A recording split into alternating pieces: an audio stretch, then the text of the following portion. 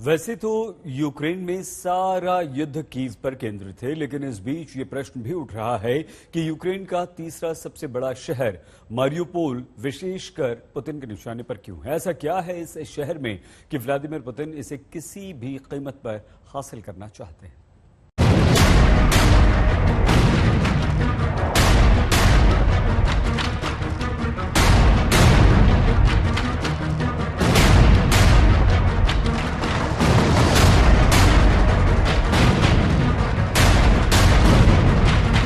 Mariupol में गोले गिर रहे हैं, सड़कों पर जंग की स्थिति आ गई है। मारियुपोल के एक एक ब्लॉक में युद्ध, उठ रहा है धुआं, चारों तरफ तबाही का मंजर है। ये हर दिशा से घिर चुके मारियुपोल की आखिरी लड़ाई है। यूक्रेन का सबसे महत्वपूर्ण तटीय शहर लगातार हमले झेल रहा है।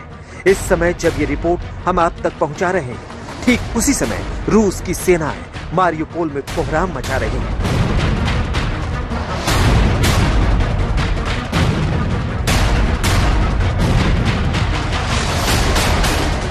मारियुपोल कुछ हफ्ते पहले तक एक खूबसूरत शहर था, लेकिन अब यह शहर वहां रहने वाले लोगों के लिए साक्षात नर्क बन चुका है। रूसी सेना के जवान अब मारियुपोल शहर के केंद्र के बहुत करीब हैं और इस शहर पर कब्जा करने को आतुर है। अब तक जो कुछ हुआ, आगे ज्यादा खून खराबा ना हो, उसके लिए रूस ने यूक्रेन को ऑफर दिया है कि मारियुपोल में शांति का सफेद झंडा लहराओ, आत्मसमर्पण करो और शहर छोड़कर चले जाओ। लेकिन यूक्रेन को अपने स्वाभिमान से कोई समझौता मंजूर नहीं। वो इस शहर को रूस को हाथों में गिफ्ट की तरह नहीं सौंपेगा। यूक्रेन के अधिकारियों ने रूस का ऑफर ठुकरा दिया है। देश के उप प्रधानमंत्री ने भी मॉस्को को सीधे सीधे ना कह दी है। यूक्रेन ने पूरी वीरता के साथ रूस जैसे महाशक्ति का सामना किया है, लेकिन जमीनी हालात अच्छे नहीं, बल्कि दिन ब दिन बिगड़ते जा रहे हैं। रूस ने मारियुपोल के उस आर्ट स्कूल को भी नहीं छोड़ा जिसे युद्ध के हालात में 400 आम नागरिकों को आश्रय देने के लिए तैयार किया गया था। इस आर्ट स्कूल पर बमबारी की घटना को रूस के राष्ट्रपति जेलेंस्की ने नरसंहार कहा। मारियुपोल में रूसी वायुसेना ने आर्ट स्कूल पर बम गिराया। गोलाबारी से बचने के लिए लोग वहां छिपे हुए थे। वहां कोई सैन्य तैनाती भी नहीं थी। आर्ट स्कूल में 400 लोग छिपे थे शांति से। उनमें ज्यादातर महिलाएं, बच्चे और बुजुर्ग थे। लोग मलबे में दबे हुए हैं। अभी तक हम नहीं जानते कि कितने लोग बचे होंगे, लेकिन हम ये जरूर जानते हैं कि जिस पायलट ने बम गिराया उसे हम उसी तरह गोली मारेंगे जैसे हमने करीब 100 हत्यारों को मारा है। सैकड़ों लोग अब भी मारियुपोल के अलग अलग इलाकों में फंसे हैं। उनके पास भोजन और पानी की कमी हो गई है, जबकि सड़कों पर लगातार गोलाबारी और युद्ध चल रहा है। लोग जमीन के नीचे बने ठिकानों में रह रहे हैं और जीवन के सबसे कठिन समय को किसी तरह काट रहे हैं। हम 11 दिनों से बेसमेंट में छिपे हुए हैं। हम युद्ध का एक एक दिन गिन रहे हैं। हमें उम्मीद है कि हमें इंसानों की तरह जीने का मौका मिलेगा। घर, सामान, सब कुछ तबाह हो चुका है। अब यहाँ से हम कहाँ जा सकते हैं? अब जाकर हमें कुछ खाने को मिला है। 1 हफ्ते तक न हमें खाना मिला और न पानी। रूस का मिशन मारियुपोल लगातार 10 दिन से अपनी रफ्तार से आगे बढ़ रहा है। चाहे अस्पताल पर हमला या मारियुपोल थिएटर पर बमबारी हो, सरकारी इमारतों और ऊंची अपार्टमेंट बिल्डिंग्स पर हमला हो या आयरन एंड स्टील फैक्ट्री पर, रूस ने 3 दिशाओं से मारियुपोल पर शिकंजा कसा और रूसी सेना एक एक ब्लॉक को अपने कब्जे में करते हुए आगे बढ़ी। पुतिन को किसी भी कीमत पर मारियुपोल चाहिए, क्योंकि इससे रूस को कई रणनीतिक फायदे होंगे। लेकिन इस कब्जे के लिए वहां के आम लोगों के साथ जो कुछ हो रहा है वो बेहद क्रूर है। मारियुपोल इस समय वहां बचे खुचे लोगों के लिए एक कब्रगाह बन गया है। किसी को नहीं पता कि कब अगला हमला हो जाएगा और कौन सा शेल्टर बमबारी से कब्रगाह बन जाएगा। आज तक यूक्रेन की स्थिति को देखते हुए नेटो के रवैये से नाराज हैं राष्ट्रपति जेलेंस्की। अब भड़क गए हैं। जेलेंस्की ने कहा है कि नेटो साफ साफ ये बताए कि वो यूक्रेन को अपनाएगा या नहीं। इस बीच जेलेंस्की ने अपनी यूक्रेन की जनता से अंतिम दम तक वतन के लिए लड़ते रहने की अपील की।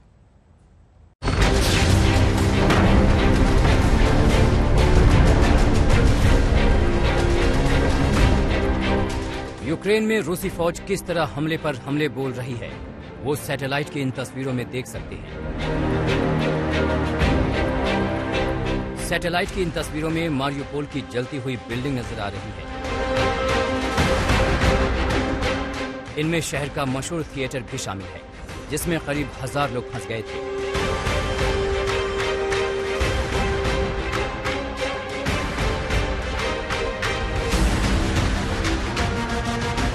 सैटेलाइट की तस्वीरों में मारियोपोल के उत्तर पूर्व में तैनात रूसी आर्टिलरी भी नजर आ रही है, तो सड़कों पर रूसी टैंक की तैनाती भी दिख रही है। आसमान से यूक्रेन की तबाही का मंजर तो आपने देख लिया, अब कुछ असली तस्वीरें देखिए।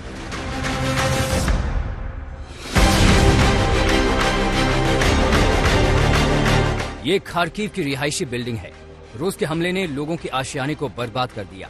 इन घरों में रहने वाले लोग कल जब अपने आशियाने को देखने पहुंचे तो चेहरे पर उदासी साफ नजर आई। चंद दिनों के भीतर क्या से क्या हो गया।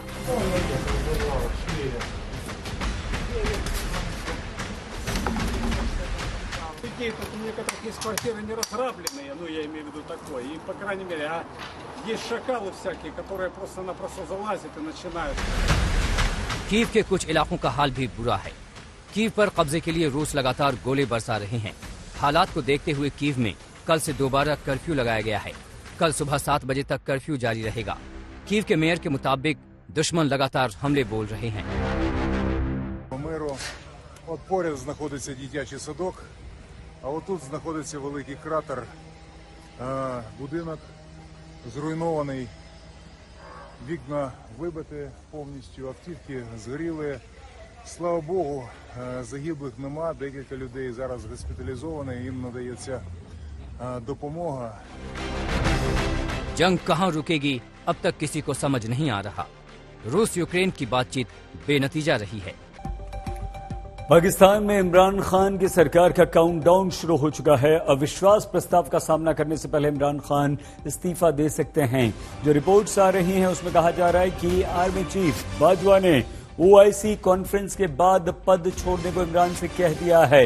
इमरान के विरुद्ध और कोई ऐसा नहीं जो इस बात से इत्तेफाक नहीं रखता हो। 24 सांसदों के बगावती तेवर के साथ इमरान नंबर गेम में काफी पीछे छूट गए। बाकी सांसदों पर सुप्रीम कोर्ट ने भी मुंह फेर लिया, कहा कि आप जाइए अदालत में। सबसे बड़ी अदालत में संसद का रास्ता दिखा दिया। विपक्षी मोर्चा एकजुट है, प्रस्ताव पर जल्द से जल्द वोटिंग की मांग कर रहा है। अब देखना है कि इमरान 25 मार्च को अविश्वास प्रस्ताव का सामना करते हैं या बीच का रास्ता अपनाते हुए इस्तीफा देकर किसी और को PM बनाते हैं, जैसा कि आर्मी चीफ बाजवा इमरान से कह चुके हैं और यही चाहते हैं कि इमरान खान जो हैं वो अब अपना इस्तीफा दे दें, क्योंकि ऑर्गेनाइजेशन ऑफ इस्लामिक कोऑपरेशन यानी कि OIC की बैठक महत्वपूर्ण होने वाली है और इस बैठक का ही बस इंतजार है, क्योंकि ये मुस्लिम देशों के राष्ट्राध्यक्षों का एक समूह है, संगठन है, और वहां से इमरान खान के लौटने के बाद इमरान खान की कुर्सी जा सकती है। काउंटडाउन शुरू हो चुका है। विपक्ष एकजुट है, चाहे वो बेनजीर भुट्टो की पार्टी हो या पूर्व प्रधानमंत्री नवाज शरीफ की पार्टी हो। उनकी बेटी मरियम नवाज लगातार इमरान खान के विरुद्ध आग उगल रही हैं और उधर बेनजीर भुट्टो के बेटे बिलावल भुट्टो और मरियम दोनों ने हाथ भी मिला लिया है। तो वहीं फजलुर रहमान, एक और वो धार्मिक नेता जो लगातार इमरान खान के विरुद्ध हैं, वो भी इस गठबंधन में साथ देते हुए दिख रहे हैं। मतलब ये हुआ कि पाकिस्तान के प्रधानमंत्री इमरान खान चौतरफा घिर गए हैं। अपने ही सांसदों से वो परेशान हैं, उनके सांसद बेवफा हुए तो दुश्मनों की सेना उनके सामने खड़ी हो गई। जिस सेना प्रमुख बाजवा को इमरान खान ने एक्सटेंशन दिया था, उसी सेना प्रमुख ने इमरान खान को कुर्सी छोड़ने की बात बता दी, सलाह दे दी, या दूसरे शब्दों में कहा जाए तो फरमान सुना दिया। क्या पाकिस्तान में इमरान का खेल खत्म हो गया? PM की गद्दी से इमरान के जाने की उल्टी गिनती शुरू हो गई। क्या सियासी पिच पर क्लीन बोल्ड हो गए इमरान खान?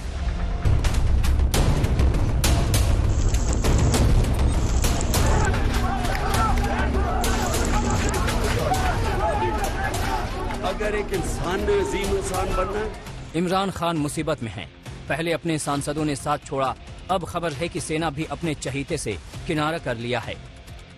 पाकिस्तानी मीडिया रिपोर्ट्स के मुताबिक पाकिस्तान के सेना प्रमुख जनरल कमर जावेद बाजवा ने इमरान को इस्तीफा देने के लिए कह दिया है। खबरों के मुताबिक इमरान से कहा गया है कि conference of the organisation of the Islamic cooperation यानी OIC कॉन्फ्रेंस खत्म होने के बाद वो पाकिस्तान के प्रधानमंत्री की कुर्सी छोड़ दें। 2 दिन का OIC कॉन्फ्रेंस आज शुरू हुआ है और कल खत्म होगा। ऐसे में अटकलें तेज हैं कि क्या शुक्रवार को नेशनल असेंबली में अविश्वास प्रस्ताव पेश होने से पहले इमरान खान की छुट्टी हो जाएगी।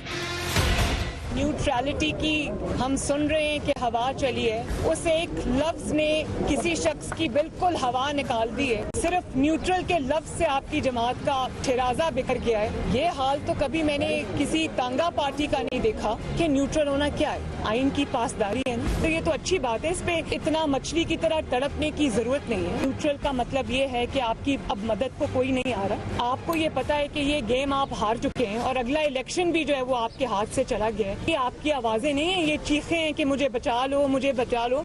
तो मैं आपको ये कहना चाहती हूँ कि आपको बचाने अब कोई नहीं आएगा, आपकी गेम इज नाउ ओवर।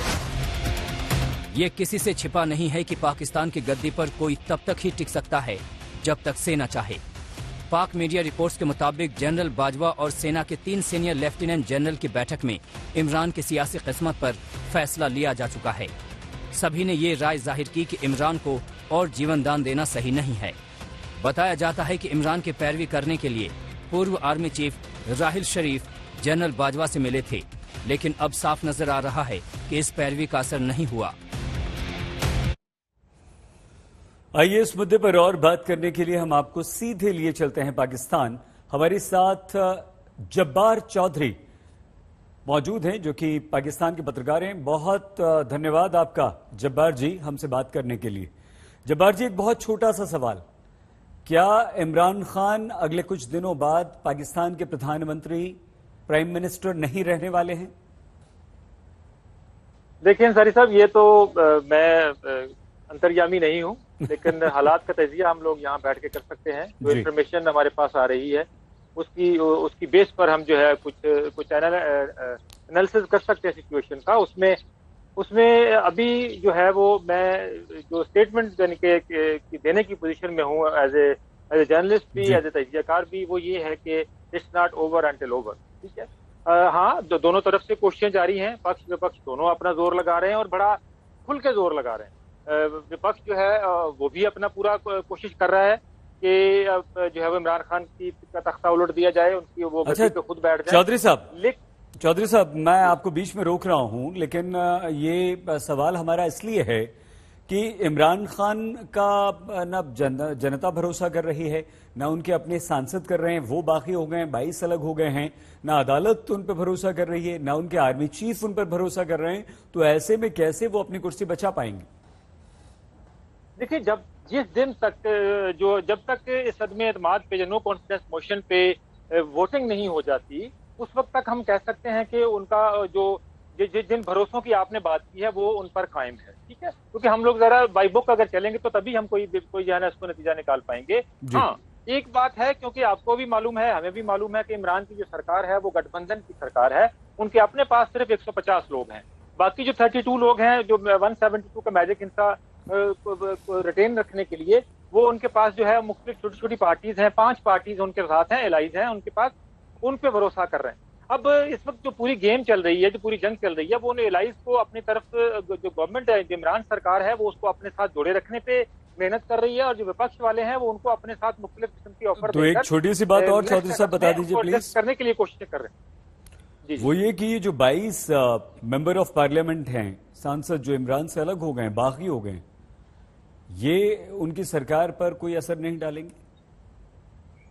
देखिए, इसमें अभी सूरत हाल जो थोड़ी सी कॉम्प्लेक्स हो गई है, क्योंकि पाकिस्तान का जो संविधान है अंसारी साहब, वो जो कहता है कि अगर कोई जो पार्टी का मेंबर है, अगर वो पार्टी हेड की जो डायरेक्शन है उसके अगेंस्ट अगर जाके किसी को वोट करता है नो कॉन्फिडेंस मोशन में, तो वो जो है वो डिफाई करेगा, और वो उस पर डिफेक्शन क्लॉज जो है वो पाकिस्तान के कॉन्स्टिट्यूशन की, पाकिस्तान के संविधान की वो लागू हो जाएगी। पहले तो ये कहा जा रहा था कि वो शायद जब वोट काउंट कर देंगे उसके बाद जो है ये इनिशिएट कर सकेगा जो प्रोसेस है, उनको डिसीट करने का प्रोसेस। लेकिन ये गवर्नमेंट जो है वो एक कह लें कि एक वक्त से पहले ही जो है ना वो उस मामले को, उस मुद्दे को सुप्रीम कोर्ट में ले गई है, पाकिस्तान का जो आइन का जो कॉन्स्टिट्यूशन का जो आर्टिकल है 163A, उसकी तशरीह करने के लिए उन्होंने कल जो है वो अपना सुप्रीम कोर्ट में जो है ना एक प्रेसिडेंशियल रेफरेंस दायर कर दिया है। अब कहा जा रहा है कि अगर सुप्रीम कोर्ट जो है उसको उस पर कोई वक्त से पहले फैसला दे देती है तो शायद ये जो सिचुएशन का जिसका इजहार आपने किया कि 122 जो 22 लोग हैं वो क्या उनके खिलाफ चले जाएंगे, तो वो अगर तो इस वक्त जो स्टेटस को बरकरार रहता है जिसकी बात आपने की है और जो अदालत का है वो वर्डिक्ट जो है वो नहीं आता या फिर वही होता है जो कि पहले लोग समझ रहे थे, तो फिर आप बिल्कुल कह सकते हैं कि वो अगर 22 लोग जो हैं वो इमरान खान के अगेंस्ट जाके वो खड़े हो जाएंगे तो इमरान खान की सरकार उस सूरत में गिर जाएगी। मंगलवार की सुबह सुबह पेट्रोल, डीजल और रसोई गैस के दामों में बढ़ोतरी ने महंगाई का नया बिगुल बजा दिया। करीब 4 महीने से न बढ़ने वाला पेट्रोल, डीजल और 5 महीने से शांत रसोई गैस के दाम 22 मार्च को अचानक से बढ़ गए। इस बढ़ोतरी के बाद हर तरफ महंगाई के बढ़ने का खतरा भी पैदा हो गया।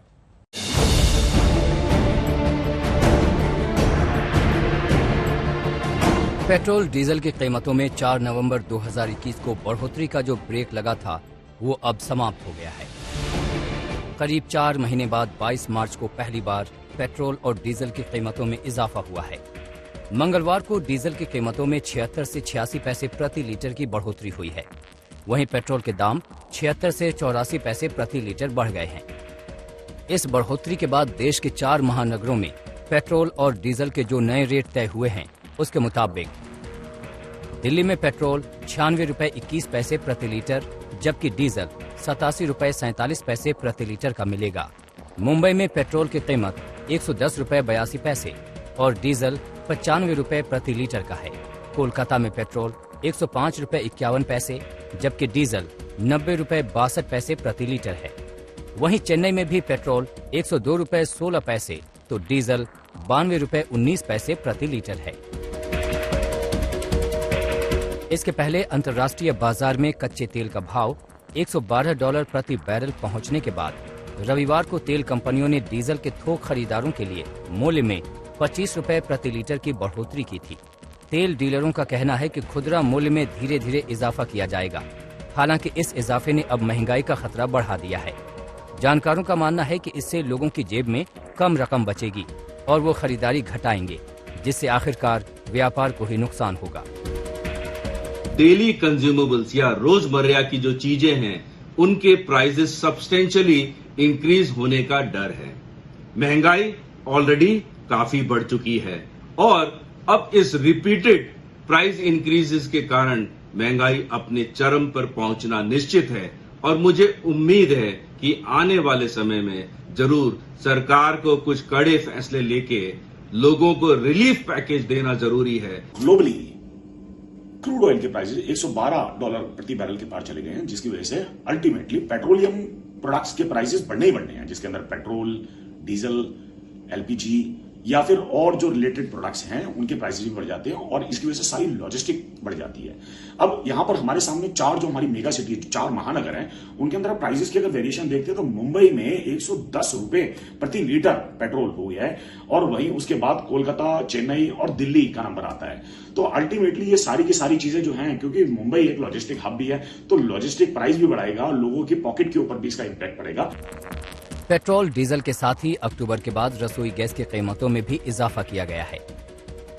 मंगलवार को रसोई गैस का 14.2 किलोग्राम का सिलेंडर 50 रुपए महंगा होकर दिल्ली में 949 रुपए 50 पैसे का हो गया है। जाहिर है इससे आम आदमी को तगड़ा झटका लगेगा और महंगाई की चौतरफा मार झेलने को मजबूर होना पड़ेगा। आम आदमी की कमर ही तोड़ करके रख दी है। डीजल महंगा, पेट्रोल महंगी, रसोई का गैस सिलेंडर महंगा होने से सीधा सीधा असर आम आदमी की रसोई पे पड़ता है। इतना ज़्यादा महंगा नहीं होना चाहिए क्योंकि उस हिसाब से सैलरी तो इंक्रीज नहीं हो रही है। पूरी महंगाई देख लीजिए आप, जो तेल 200 रुपये पार कर रहा है, दाल देखो 200 रुपये पार कर रहा है, कोई तरीका हुई? बहुत दिक्कत हो रही है। ऐसी दिक्कत क्या, आम आदमी तो मर जाएगा ऐसे भूखे। अब देखना यही है कि आम लोगों के साथ साथ अर्थव्यवस्था पर भी असर डालने वाली इस महंगाई की रोकथाम के लिए सरकार और आरबीआई क्या कदम उठाएंगे। अगर इस पर ध्यान नहीं दिया गया तो फिर आर्थिक रिकवरी के सुस्त होने की भी भरपूर आशंका है। आज तक ब्यूरो। रूस यूक्रेन युद्ध के असर से देश की विकास दर में कमी का खतरा मंडराने लगा। फिच रेटिंग्स ने 2022-23 के लिए भारत की विकास दर का अनुमान घटाकर आर्थिक गिरावट का संकेत दिया। रेटिंग एजेंसी ने इसका कारण एनर्जी के दामों में बढ़ोतरी को बताया। महंगाई को लेकर आरबीआई भी अब कोई नया अनुमान लगाने में जल्दबाजी नहीं कर रहा। भारत की इकोनॉमी को लेकर मिली जुली खबरें आ रही हैं। मंगलवार की शुरुआत तो फिच रेटिंग्स के विकास दर का अनुमान घटाने के साथ हुई, जिसने 2022-23 के लिए भारत का विकास दर अनुमान घटाकर 8.5% कर दिया है। रेटिंग एजेंसी ने रूस और यूक्रेन युद्ध के चलते एनर्जी की कीमतों में हो रहे इजाफे के मद्देनजर ये अनुमान घटाया है, लेकिन इसके बावजूद नया अनुमान अभी भी दुनिया में सबसे ज्यादा विकास दर का दावा कर रहा है। उधर आरबीआई ने भी भरोसा जताया है कि देश की इकोनॉमी में मजबूती बनी रहेगी और इसके लिए आरबीआई नकदी समेत तमाम जरूरी मदद मुहैया कराता रहेगा। So, economy is better placed today. On the external sector also we are better placed, but we are living in an uncertain world. There is no reason for complacency. We have to be watchful and we are monitoring this very closely. We are also monitoring the crude and commodity prices, the volatility. Very closely we are watching them. महंगाई के मोर्चे पर भी RBI governor ने रूस और Ukraine युद्ध से पैदा हुए हालात के बावजूद विदेशी मुद्रा भंडार और चालू खाते के घाटे के निचले स्तर पर होने से अर्थव्यवस्था को बेहतर स्थिति में बताया है। The process of recovery is now on and the RBI for last 2 years has remained supportive of the growth, and we have resisted all temptations and all expectations and all, if I should say, all expectations and temptations, let me leave it at that, of reversing our monetary policy and moving away from accommodative stance, moving away from support to growth into a kind of a tightening regime. So we have resisted that. अर्थव्यवस्था को लेकर RBI governor के भरोसे की तस्दीक जापानी brokerage agency Nomura की report भी कर रही है। इसके मुताबिक भारत की आर्थिक गतिविधियों को हफ्ता दर हफ्ता मापने वाला नोमुरा का इंडेक्स NIBRI निब्री 20 मार्च को खत्म हफ्ते में 126.4 की नई ऊंचाई पर पहुंच गया है। इसके पहले 13 मार्च को खत्म हफ्ते में भी ये 122.8 के ऑल टाइम हाई पर था। जाहिर है ओमिक्रॉन के बाद से भारत की इकोनॉमी लगातार छलांग लगा रही है। ऐसे में अगर रूस और यूक्रेन युद्ध जल्द थम जाता है तो फिर इसमें नई तेजी देखने को मिल सकती है। आज तक ब्यूरो।